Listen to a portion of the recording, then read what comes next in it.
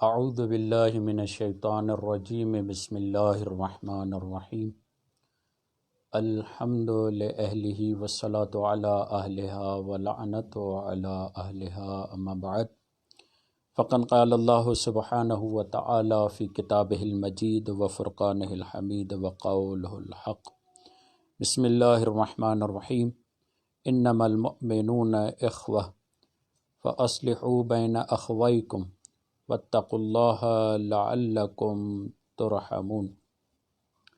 سامعین محترم، السلام علیکم ورحمۃ اللہ وبرکاتہ۔ خداوند متعال کے شکر گزار اور سپاس گزار ہیں کہ خالق کائنات نے یہ فرصت عنایت کی کہ ہم یہاں آپ کے سامنے حاضر ہوں اور چند معروضات آپ کے سامنے پیش کریں۔ آج 14 ماہ رمضان اور 14 ماہ رمضان یعنی شب ولادت امام حسن علیہ السلام ہے۔ تو امام حسن علیہ السلام کے حوالے سے تو ہمارا موضوع نہیں، ہمارا موضوع ہے اخلاقیات اصلاح۔ اسی حوالے سے آپ کے سامنے قرآن مجید سے آیت شریفہ تلاوت کرنے کا شرف حاصل کیا سورہ حجرات سے، مگر اس سے پہلے میں چاہتا ہوں کہ ایک دو مسئلے آپ کے سامنے بیان کر دیے جائیں۔ بنیادی طور پر ایک مسئلہ ہے، اس سے دو اور مسئلے نکلتے ہیں۔ وہ یہ ہے کہ وقت اذان یعنی جب سحری ختم ہونے کا وقت ہو رہا ہو تو ضروری ہے کہ انسان حالت طہارت میں ہو۔ حالت طہارت میں ہو سے مراد کیا ہے؟ وضو سے اور نہیں، بلکہ اس پر غسل نہ ہو۔ غسل جنابت، نفاس، حیض، یہ تینوں غسلوں سے پاک ہو، پھر وہ نیت کر سکتا ہے اذان صبح سے پہلے پہلے۔ اور اگر کوئی جان بوجھ کر حالت غسل میں ہو اور اذان صبح تک غسل میں رہے تو اس کا روزہ نہیں ہوگا، مگر یہ ہے کہ بعد میں وہ کھانا پینا نہ کرے، پورا دن امساک کرے، اپنے آپ کو مفطرات سے بچائے، تو اس دن کی صرف قضا ہوگی، اس پر کفارہ نہیں ہوگا۔ اگر وہ کھائے گا پیے گا تو پھر اس پر کفارہ بھی ہوگا، یعنی 60 مسکینوں کو کھانا کھلانا یا 60 روزے رکھنا یا ایک غلام کو آزاد کرنا۔ یہ بنیادی مسئلہ ہے۔ مگر کچھ غسل ایسے ہیں اگر وہ ہوں تو ان کے ساتھ روزے کی نیت کی جا سکتی ہے۔ وہ کون سے غسل ہیں؟ ایک غسل مس میت۔ اگر کسی پر غسل مس میت ہے، میت کو ہاتھ لگایا ہے، اس کی وجہ سے اس پر غسل ہوا ہے، تو وہ اس غسل سے روزے کی نیت تو کر سکتا ہے، مگر اس غسل سے نماز نہیں پڑھ سکتا۔ دوسرا غسل نذر۔ اگر کسی نے نذر کا غسل مانا ہوا ہے کہ میں اس وقت مثلا جمعے کے دن مجھے فجر کو غسل کرنا ہے، تو اس غسل سے وہ روزہ رکھ سکتا ہے حالت غسل میں، اور اسی حالت غسل میں اس سے نماز بھی پڑھ سکتا ہے، نذر اور عہد کا جو غسل ہوتا ہے اس سے۔ یہ تو ایک مختصر سے مسائل تھے جو آپ کے سامنے بیان کیے، اور اگر کوئی سوال وغیرہ ہو تو آپ یہ سوال پوچھ بھی سکتے ہیں۔ میں کمنٹس میں دیکھ رہا ہوں آپ کے کمنٹس جو ہیں۔ آغا تصور ساجد حسین، ایک دو اور دوست آئے ہوئے ہیں، ان کے آغا شہزاد رضا ہیں، وہ دیکھ رہے ہیں۔ تو کہنے کا مقصد یہ ہے کہ ہمارا جو موضوع ہے وہ اخلاقیات اصلاح ہے۔ اس سے مراد کیا ہے؟ خداوند متعال یہ چاہتا ہے کہ انسان اپنے آپ کو تربیت کرے۔ خدا یہ چاہتا ہے کہ انسان اپنی اصلاح کرے۔ جب خدا یہ چاہتا ہے کہ انسان اپنی اصلاح کرے تو اس کے ساتھ ساتھ پروردگار عالم کی طرف سے یہ حکم ہوتا ہے کہ صرف اصلاح اپنی نہیں کرنی، بلکہ خود کو اصلاح سے مزین کر کے، خود کو اصلاح کے قابل بنا کے پھر مصلح بھی بننا ہے، دوسروں کی بھی اصلاح کرنی ہے۔ اسی لیے قرآن مجید میں یہ جملہ آیا ہے انما المؤمنون اخوہ۔ یاد رکھو، مومن آپس میں بھائی ہیں۔ یہ جو اصلاح کا جذبہ لے کر چلتے ہیں، یہ کس کی بنیاد پہ چلتے ہیں؟ دوسروں کی اصلاح کیوں کرتے ہیں؟ کیونکہ مومن ان کے بھائی ہیں۔ فَأَصْلِحُوا بَيْنَ أَخَوَيْكُمْ، اور یاد رکھو آپس میں ایک دوسرے کی اصلاح کرو۔ وَاتَّقُوا اللَّهَ لَعَلَّكُمْ تُرْحَمُونَ، تقوی الہی اختیار کرو تاکہ تم پر رحم کیا جائے۔ سورہ حجرات کی آیت نمبر 10۔ کس طریقے سے اصلاح کریں؟ پروردگار عالم، یاد رکھیے گا، یہاں پر تھوڑی ایک دقیق سی بحث آپ کے سامنے، دقیق تو نہیں البتہ، مگر یہ ہے کہ بحث جو ہے وہ مناسب ہے۔ جو دنیاوی لیڈرز ہوتے ہیں ان کے لیے آسان ہوتا ہے کہ آپ دوسروں کے خلاف قیام کروائیں، سیاستدان جو آتے ہیں، جو سیاسی نعرہ لگاتے ہیں، وہ ہمیشہ لوگوں کو اکساتے ہیں، بھڑکاتے ہیں دوسرے سیاستدانوں کے خلاف، دوسرے لوگوں کے خلاف، یا دوسرے ظالموں کے خلاف، یہ بھی کہہ لیجئے، مثبت پوائنٹ لے لیجئے، ٹھیک ہے۔ مگر انبیاء خدا صرف یہ کام نہیں کرتے۔ انبیاء خدا کام کرتے ہیں کہ اول اپنے خلاف قیام کرو، اول اپنی اصلاح کرو، اول اپنے آپ کی تربیت کرو۔ اسی لیے رسول خدا صلی اللہ علیہ وآلہ وسلم کے لیے جملہ آیا کہ یہ رسول وہ ہیں کہ رسول خدا کو امیین میں بھیجا گیا، بعث فی الامیین رسولا منہم یتلو علیہم آیاتہ ویزکیہم، یعنی ان کے سامنے آیات کی تلاوت کرتا ہے اور ان کے نفسوں کو پاک کرتا ہے۔ جو بھی نبی آتا ہے اس کا پہلا کام یہ ہوتا ہے کہ وہ دعوت دیتا ہے کہ اپنے نفسوں کو پاک کرو، یعنی دوسرے لفظوں میں وہ دعوت دیتا ہے اپنے خلاف قیام کرو، دوسرے کے خلاف آواز اٹھانا، دوسرے کے خلاف بولنا، دوسرے کے خلاف احتجاج کرنا، دوسرے کے خلاف آ کر ہلا گلا اور نعرے بازی کرنا، یہ آسان ہے۔ مگر انبیاء خدا یہ کہتے ہیں کہ انسان کو چاہیے کہ اپنے خلاف قیام کرے، اپنی انا سے اپنے آپ کو آزاد کرائے، اپنی شہوات سے اپنے آپ کو آزاد کرائے۔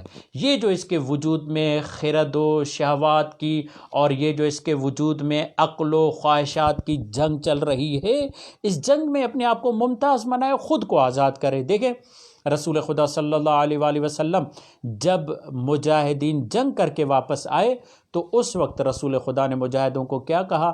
مرحبا میرے صحابیوں اور مجاہدوں، مرحبا، تم جہاد اصغر کر کے آئے، اب جہاد اکبر کرو۔ تو سب پریشان ہو گئے، یا رسول اللہ یہ کیا؟ ابھی تو ہم تلواروں کے سامنے تھے اور نیزوں کے نوکیں تھی اور انیاں تھی اور تلواروں کے سائے میں ہم نے جان ہتھیلی پر رکھ کر جہاد کیا، آپ کہہ رہے ہیں یہ جہاد اصغر ہے؟ کہا ہاں، دوسروں کے خلاف قیام کرنا جہاد اصغر ہے، دوسروں کے ساتھ جنگ لڑتے لڑتے اپنے بدن کو مروانا یہ بھی جہاد اصغر ہے۔ مولا پھر جہاد اکبر کیا ہے؟ کہا جہاد اکبر یہ ہے کہ اپنے نفس کو مارو۔ شجاع ترین انسان وہ ہے، بہادر ترین انسان وہ ہے جو اپنے نفس کو مارے، اپنی خواہشات کو مارے، اپنے خواہشات پر غلبہ حاصل کرے اور اپنی اصلاح کرے۔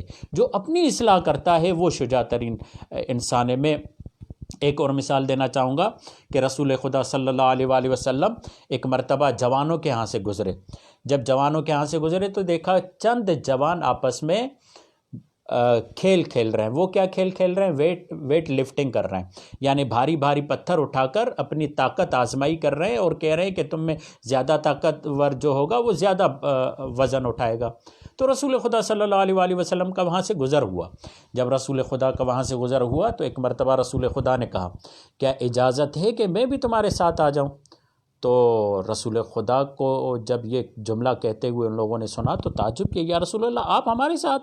کہا بالکل، میں بھی آپ لوگوں کے ساتھ شامل ہو سکتا ہوں۔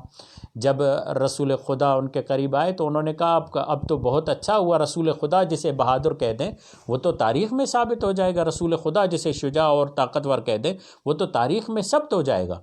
تو اس وقت رسول خدا کو کہنے لگے یا رسول اللہ ہم آگے بڑھتے ہیں، آپ ثالثی بنیں، ہمارے درمیان حکم قرار پائیں اور ہمارے درمیان حکم صادر کریں کہ کون زیادہ طاقتور کون زیادہ طاقتور نہیں ہے۔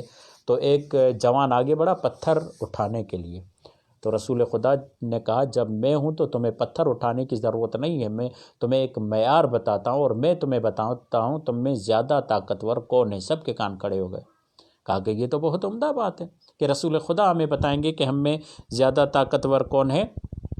تو اس وقت رسول خدا نے کہا کہ یاد رکھو جو اپنے نفس پر، اپنی خواہشات نفسانی پر زیادہ کنٹرول کر سکے وہ زیادہ شجاع، طاقتور اور جوان ہے۔ ایک کلیہ دے دیا رسول خدا نے، یعنی سب سے پہلے اسلام یہ چاہتا ہے سب سے پہلے ہم اپنی اصلاح کریں، اس کے بعد صرف اپنی اصلاح نہیں کرنی بلکہ ایاک نعبد و ایاک نستعین۔ یہ جو اصلاح کا سلسلہ اور طریقہ ہے، یہ جو اصلاح کا ایک سلیقہ ہے، صرف اپنے تئیں نہیں رکھنا بلکہ ایاک نعبد و ایاک نستعین۔ پروردگار میں نے اپنی تربیت کی، میں نے اپنی اصلاح کی، میں نے اپنے آپ کو قابل بنایا کہ تیرے سامنے کھڑا ہو سکوں، تجھ کو پا سکوں، اب میری ذمہ داری کیا ہے؟ کہا اب تمہاری ذمہ داری یہ ہے کہ اوروں کو بھی لے کر آؤ۔ یہیں پر یہ سمجھ میں آ جاتا ہے جب دنیا دار لوگ اور افراد دنیا کے عاشق ہوتے ہیں تو وہ یہ کہتے ہیں کہ صرف یہ دنیا میرے پاس رہے، وہ دنیا کو تقسیم نہیں کرنا چاہتے۔ مگر جو خدا کا عاشق ہو جاتا ہے وہ لوگوں کو کہتا ہے آؤ جس ذات کا میں عاشق ہوں تم بھی اسی کے عاشق بن جاؤ، اور اس کی طرف دعوت دیتا ہے، اور خدا کے عشق میں دنیا کو تقسیم کرتا ہے، خدا کے عشق میں دنیا کو صدقہ کرتا ہے، خدا کے عشق میں دنیا کا نفاق کرتا ہے، خدا کے عشق میں دنیا کے خیرات کرتا ہے۔ کیوں؟ اس لیے کہ اسے معلوم ہے کہ امام حسین علیہ السلام کا یہ جملہ کہ پروردگار جس نے تجھے پا لیا اس نے سب کچھ پا لیا، اور جس نے تجھے نہیں پایا اور دنیا کی ہر چیز پالی گویا کہ کچھ بھی نہیں پایا۔ پہلی بنیادی چیز یہ کہ انسان اپنی اصلاح کرے۔ پروردگار عالم یہ چاہتا ہے ایاک نعبد و ایاک نستعین، جب اصلاح کرو تو اوروں کو بھی اس راہ میں لے کر آؤ اور یہاں پر مصلح بن جاؤ۔ یاد رکھیے اہم ترین میرے دوستان، میرے عزیزان، یہ توجہ فرمائیں کہ اصلاح اپنی کرنا جب تک انسان صالح رہتا ہے، جو اپنی اصلاح کرتا ہے اسے صالح کہتے ہیں، جب تک انسان صالح رہتا ہے کوئی بھی اسے دشمنی نہیں کرتا، بلکہ وہ سب کا ہر دل عزیز ہوتا ہے، سب اسے دوست رکھتے ہیں، سب اسے چاہتے ہیں، کہتے ہیں کہ یہ اچھا انسان ہے۔ پوچھا جائے اچھا انسان کیوں ہے؟ کہتے ہیں اس لیے کہ نہ کسی کے برے میں نہ بھلے میں، خود اپنی اصلاح کی فکر میں لگا ہوا ہے۔ تو یہاں پر پیغام آتا ہے، رسول خدا فرماتے ہیں یہ انسان جو خود اپنی اصلاح کرتا ہے اور صالح بنا پھرتا ہے یہ معاشرے کے لیے خطرناک ہے، معاشرے کے لیے خطرناک ہے۔ تو ایک مرتبہ پوچھا گیا یا رسول اللہ یہ کیسے؟ یہ تو اپنی اصلاح کر رہا ہے، یہ تو صالح بنا ہوا ہے، یہ تو نیک بنا ہوا ہے۔ تو یہاں پر رسول خدا فرماتے ہیں کیونکہ اس لیے یہ اوروں کو نیکی کی طرف دعوت نہیں دیتا، اوروں کو برائی سے روکتا نہیں۔ یاد رکھیے جب ہم برائی کے معاملے میں بات کرتے ہیں تو یہ نہیں ہوتا کہ ہم دوسروں کو ہم یہ چاہتے ہیں کہ جس کو ہم برائی سے روکیں وہ رک جائے اور وہ میری بات پہ عمل کرے۔ ضروری نہیں ہے کہ اگر آپ کسی کو برائی سے روکیں اور وہ رک جائے، نہیں۔ اولین مرحلہ یہ ہوتا ہے جب آپ کسی کو برائی کرتے ہوئے دیکھتے ہیں اور آپ اسے روکتے ہیں، اولین اثر جو اس کی ذات پر ہونا چاہیے وہ برائی کی لذت آپ کے روکنے کی وجہ سے چلی جائے اس کے وجود سے، یہی پر آپ کامیاب ہو جاتے ہیں۔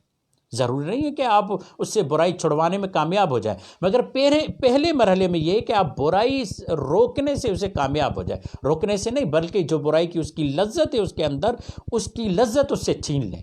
مثلا ایک آدمی گانا سنتا ہے، اسے گانا سننے میں لذت آتی ہے، آپ اسے ایک ایسا جملہ کہتے ہیں جس کے بعد گانے کی لذت اس سے چھن جاتی ہے اور وہ واقعا جب بھی گانا سنتا ہے تو اسے افسوس ہوتا ہے کہ میں کیوں سن رہا ہوں، یہ کام کیوں کر رہا ہوں، یہ غلط کام کیوں کر رہا ہوں۔ یہ جو آپ اس کے وجود سے گناہ کی لذت کو چھین رہے ہیں، یہ نہی عن المنکر کا پہلا جز ہے اور پہلی کامیابی یہی ہے۔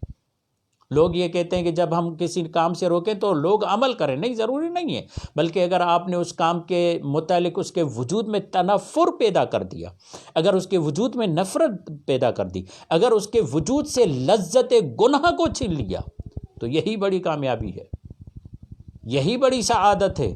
اور پھر یہ لذت گناہ جب اس سے چھن جائے گی تو ندامت اس پہ غلبہ کرے گی، جب ندامت اس پہ غلبہ کرے گی تو پھر یہ توبہ کی طرف آئے گا، کیونکہ توبہ کی ابتدا ہی ندامت سے ہوتی ہے۔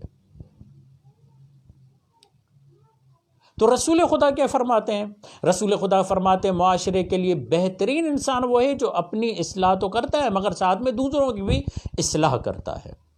اور یہاں پر یہ جملہ کہا گیا، علی رضا چانڈیو صاحب ہمارے ساتھ موجود ہیں، یہاں پر یہ جملہ کہا گیا کہ رسول خدا فرماتے ہیں دیکھو جو خود صالح بنتا ہے اور دوسروں کی اصلاح نہیں کرتا اس کی مثال دی رسول خدا نے۔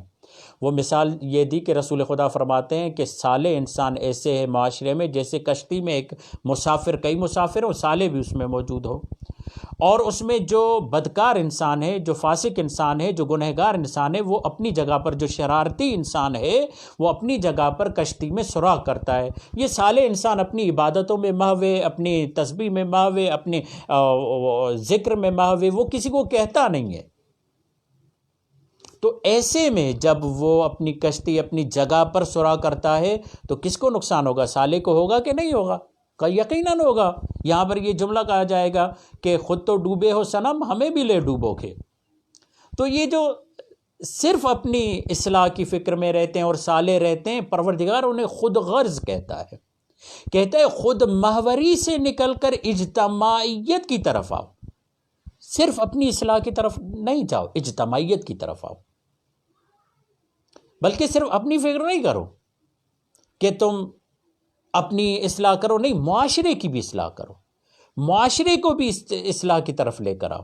تو رسول خدا کیا فرماتے ہیں؟ یہ معاشرہ کشتی کی طرح ہے، جو شخص دوسروں کی اصلاح نہیں کرتا تو اس کا مطلب یہ نہیں ہے یہ کشتی میں جو سوراخ کرنے والا سوراخ کر رہا ہے یہ بتا رہا ہے یہ برائی تم تک بھی آئے گی۔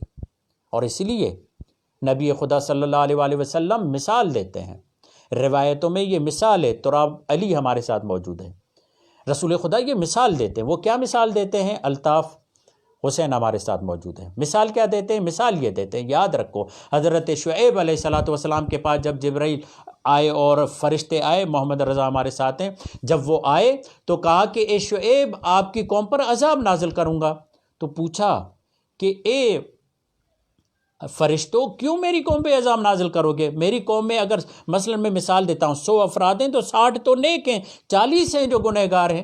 کہا یہ جو 60 کے 60 تمہارے افراد ہیں یہ صالح ہیں، دوسروں کو برائی سے روکتے نہیں، دوسروں کو اچھائی کی طرف لے کر نہیں آتے، اس لیے ان 60 پر عذاب ہوگا۔ ان کی وجہ سے ان پر عذاب نہیں ہو رہا، خود ان کی ذات کی وجہ سے عذاب ہو رہا ہے، کیونکہ یہ صرف صالح ہیں، مصلح نہیں بن رہے، لوگوں کو برائیوں سے روکتے نہیں۔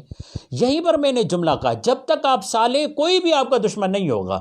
رسول خدا 40 سال تک اپنے اعمال کرتے رہے، غار حرا میں جاتے رہے، لوگ انہیں اچھا کہتے رہے، صادق کہتے رہے، امین کہتے رہے، مگر جس دن مصلح بنے، لوگوں کو دعوت دی، اس دن لوگ دشمن ہو گئے، اس دن لوگوں نے کہا کہ یہ اب ہمارا دشمن ہے۔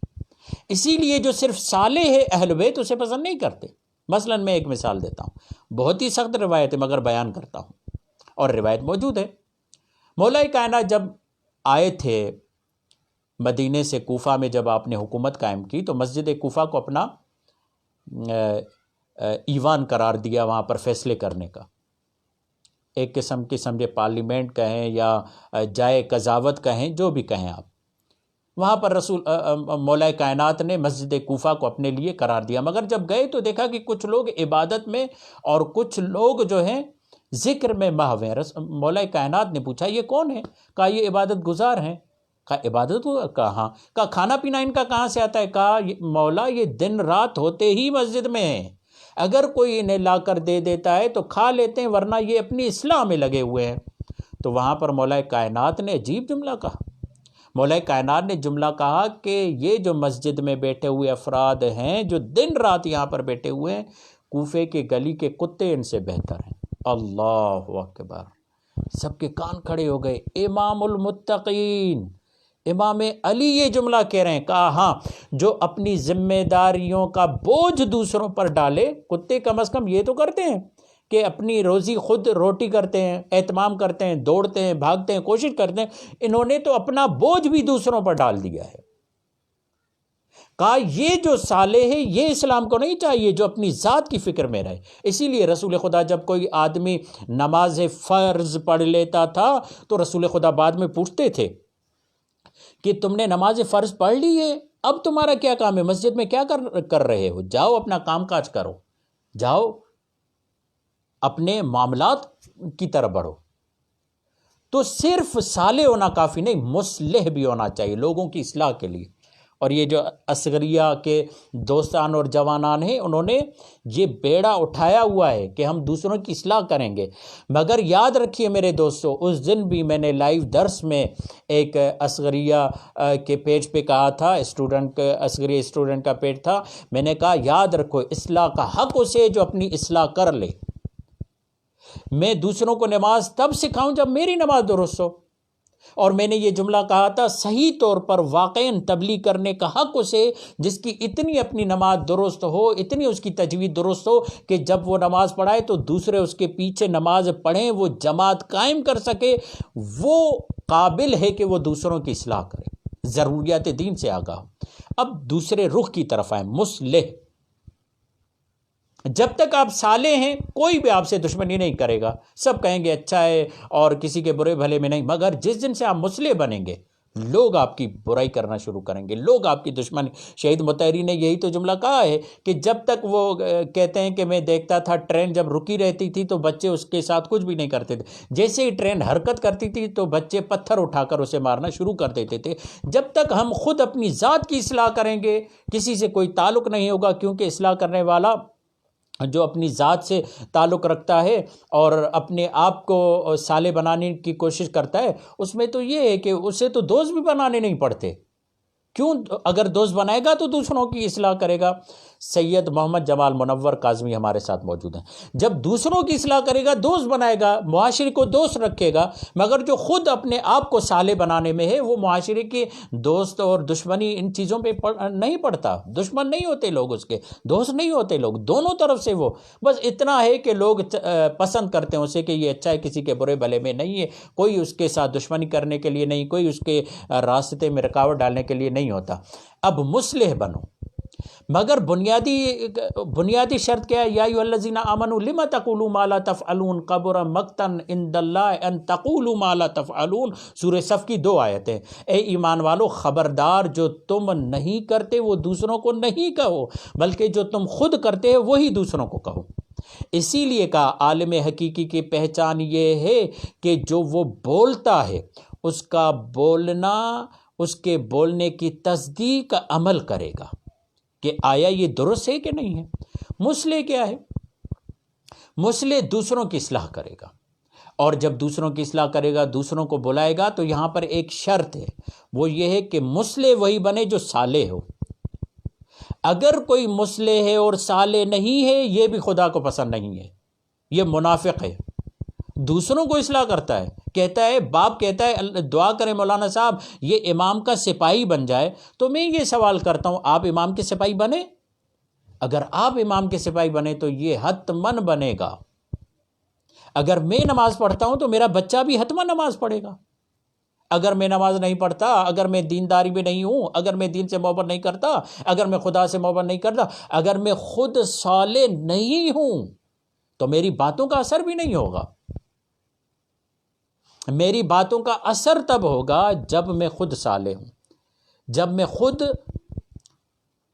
عمل کرتا ہوں۔ اگر میں خود عمل نہیں کروں گا تو میری بات کی تاثیر نہیں رہے گی۔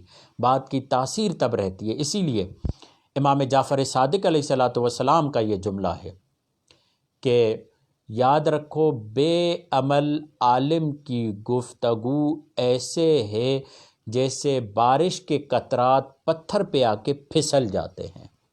ٹکتے نہیں بارش کے قطرات، بلکہ وہ پھسل جاتے ہیں۔ کیوں؟ اس لیے کہ بے عمل عالم کی گفتگو ظاہراً جالب ہوگی، ظاہراً جاذب ہوگی، مگر دلوں پہ اثر نہیں کرے گی، کیونکہ وہ خود بے عمل ہے، بارش کے قطرات کی طرح ہیں، پتھر سے پھسل، دلوں سے باتیں پھسل جائیں گی، دل میں وہ جگہ نہیں بنا پائیں گی۔ پھر دوسرا ایک جملہ، معصوم یہ فرماتے ہیں علم عمل کو بلاتا ہے، اور اگر تم نے علم کے ساتھ عمل کیا تو وہ علم محفوظ ہو جائے گا۔ یاد رکھیے ہمارے ہاں ایک طریقہ ہے اچھے کھجور حاصل کرنے کا۔ وہ اچھے کھجور حاصل کرنے کا کیا طریقہ ہے؟ نر اور مادہ کے جو اجزاء ہیں وہ ملائے جاتے ہیں، اس سے اچھے کھجور حاصل ہوتے ہیں۔ سید تہذیب رضوی اور کھوسو جی آر کر کے ہمارے ساتھ موجود ہیں۔ جب یہ نر اور مادہ دونوں کے اجزاء ملائے جاتے ہیں تو پھر ہمیں اچھے کھجور ملتے ہیں، ثمر تب بہتر ملتا ہے، نتیجہ تب بہتر ملتا ہے۔ اگر ہم چاہتے ہیں کہ ہمیں نتیجہ بہتر ملے تو علم و عمل دونوں ساتھ رکھیں، پھر مصلح بنیں، پھر دوسروں کی اصلاح کریں۔ میں سمجھتا ہوں کہ یہاں تک میری گفتگو کافی ہے کہ ہم پہلے صالح بنیں، اور جب تک ہم صالح ہیں تو کوئی بھی ہم سے دشمنی نہیں کرے گا۔ انبیاء خدا کا اولین کام یہ تھا کہ ہم صالح بنیں، دوسروں کے خلاف بعد میں اٹھایا انہوں نے۔ پہلے اگر ہم اپنے وجود سے ظلم کو ختم کریں گے، اپنے وجود سے بے عدالتی کو ختم کریں گے، اپنے وجود سے گناہوں کو ختم کریں گے، تب ہم اس لائق بنیں گے کہ معاشرے سے گناہوں کو ختم کر سکیں۔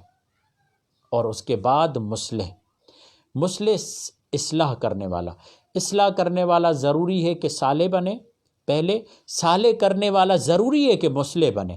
اگر اس مصلح صالح نہیں ہے یہ بھی قبول نہیں، اور اگر صالح مصلح نہیں یہ بھی قبول نہیں، دونوں طریقے سے افراد قبول نہیں۔ ہمیں تو وہ قبول ہے جو صالح بھی ہو اور مصلح بھی ہو۔ وما علینا الا البلاغ المبین۔ اگر کوئی آپ کا سوال وغیرہ ہو تو میں یہاں پر 1-2 منٹ رکا ہوا ہوں، آپ سوال کر سکتے ہیں۔ سید جانی شاہ رضوی، ماشاءاللہ، سلامت رہیں، آپ بھی سلامت رہیں۔ تمام دوستوں کا شکریہ۔ کوئی سوال وغیرہ ہو جلدی سے تو آپ کر سکتے ہیں۔ جی ہمارے پاس 3 منٹ ہیں، آپ ان 3 منٹ میں کوئی سوال کریں تو بہتر ہے۔ آغا تصور سوال کریں۔ ہمارے دوست کون کون آئے ہوئے ہیں؟ سید جمال منور کاظمی ہیں، تراب علی بھائی ہیں، محمد رضا ہیں، الطاف ہیں، اور اس کے علاوہ شہزاد رضا ہیں، تصور بھائی ہیں، علی رضا چانڈیو صاحب ہیں، سجاد حسین، یہ تمام جتنے افراد ہیں کوئی بھی ایک سوال کر لے تاکہ ہم اس کو آگے بڑھائیں۔ اگر نہیں کر رہے تو یہیں پر ختم کرتے ہیں، یا میں 1-2 جملے کہہ دیتا ہوں روزے کے احکام کے حوالے سے۔ بعض لوگ یہ سمجھتے ہیں کہ روزے کی حالت میں اپنے بدن کے بال صاف نہیں کر سکتے۔ بالکل بدن کے بال صاف کر سکتے ہیں، مگر کمزوری کا سبب بنتا ہے تو اس لیے کراہیت ہے، مگر صاف کر سکتے ہیں۔ داڑھی خط بنوا سکتے ہیں، بال بنوا سکتے ہیں، تیل لگوا سکتے ہیں، یہ تمام کام انجام دے سکتے ہیں۔ برش کر سکتے ہیں، مگر شرط یہ ہے کہ وہ حلق سے نیچے تری نہ جائے۔ اس کے علاوہ اگر الٹی آتی ہے تو اس سے روزہ باطل نہیں ہوتا، الٹی کرنے سے روزہ باطل ہوتا ہے، سرما پہننے سے روزہ باطل نہیں ہوتا، خوشبو لگانے سے بلکہ مستحب ہے کہ روزے کی حالت میں خوشبو لگائی جائے، خوشبو لگانے سے روزہ باطل نہیں ہوتا۔ اور وہ جو خوشبودار جو پودا ہوتا ہے نا گلاب، اس کو سونگھنے سے روزہ جو ہے کراہیت رکھتا ہے، نہ کہ باطل ہوتا ہے۔ یہیں پر ہم آپ سے خدا حافظی کرتے ہیں۔ وما علینا الا البلاغ المبین۔ خوش رہیں، جزاک اللہ، خدا حافظ۔